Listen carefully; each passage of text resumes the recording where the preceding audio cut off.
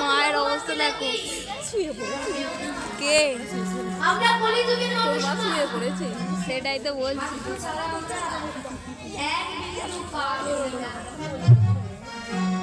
এই কলিযুগে প্রত্যেকটা কাজের পিছনে সবার কিছু না কিছু উদ্দেশ্য আছে।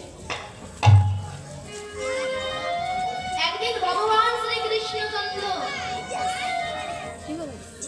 তার কাছে যুধিষ্ঠির সহ পঞ্চপাণ্ডব গেছে। সে আমাদের ওখানে সেখানে আমাদের ওখানে বাবুদা দেখো, বাবুদা দেখো স্টেজে গিয়ে শুয়ে পড়েছে, শুয়ে শুয়ে ভিডিও করছে, ঠিক করেছে। আর আমার অর্কেস্ট্রার ভিডিও করছে, গিয়ে শুয়ে পড়েছে।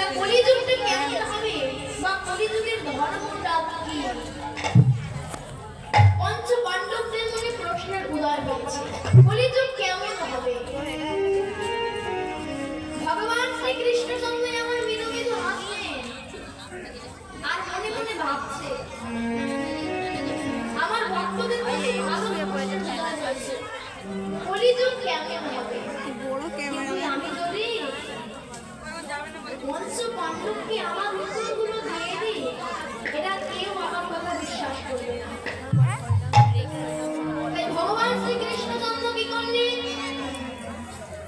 ভগবান শ্রীকৃষ্ণচন্দ্র 5 ভাইকে বলল, তোমরা সবাই আজকে বনে ঘুরতে যাবে, বনের মধ্যে তোমরা ঘুরতে যাবে, আর ঘুরে এসে আগামীকাল আমার কাছে আসবে।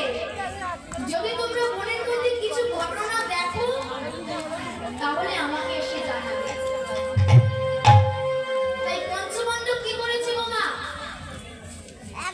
ভগবানের কথা অনুযায়ী ওই বনে ঘুরতে গেছে। যুধিষ্ঠির কি দেখছে? যুধিষ্ঠির ওই বনের মাঝে গিয়ে দেখছে একটি গাভী আর একটি বাছুর দাঁড়িয়ে আছে। কিন্তু গাভীটি এমন ভাবে তার বাছুরটিকে চাটছে, চাটতে চাটতে চাটতে রক্তপাত হয়ে যাচ্ছে।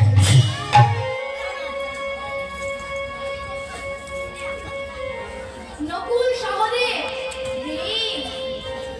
3 ভাই একসঙ্গে যাচ্ছে। সেই 3 ভাই কি দেখছে? ভাই দেখছে বনের মধ্যে একটি বড় পাথুয়া করা আছে, আর পাথুয়ার ভিতরে একটা ছোট্ট পাথর রাখা আছে। ওই পাথুয়া সম্পূর্ণ জলে পরিপূর্ণ, কিন্তু ওই পাথুয়ার মধ্যে রাখা ছোট্ট পাত্রটিতে একটু জল পাওয়া যাচ্ছে। সহদেব যে কিনা একাই বনের মধ্যে ঘুরছে, বলো ফোন বাজছে, সে কি আজকে কি দেখলো? একটি বড় পাহাড় থেকে পাথরের স্তূপ নিচের দিকে নেমে আসছে।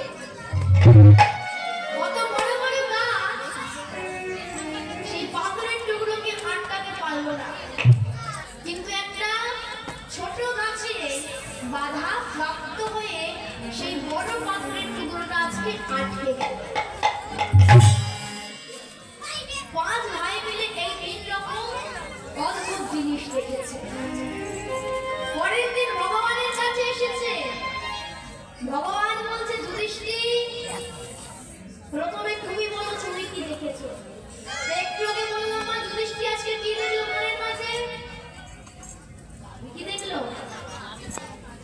ঠিক বলেছে, একটি গাভী আর একটি বাছুর দাঁড়িয়ে আছে। কিন্তু গাভীটি এমন ভাবে তার বাছুরটিকে চাটছে, চাটতে চাটতে চাটতে রক্তপাত হচ্ছে।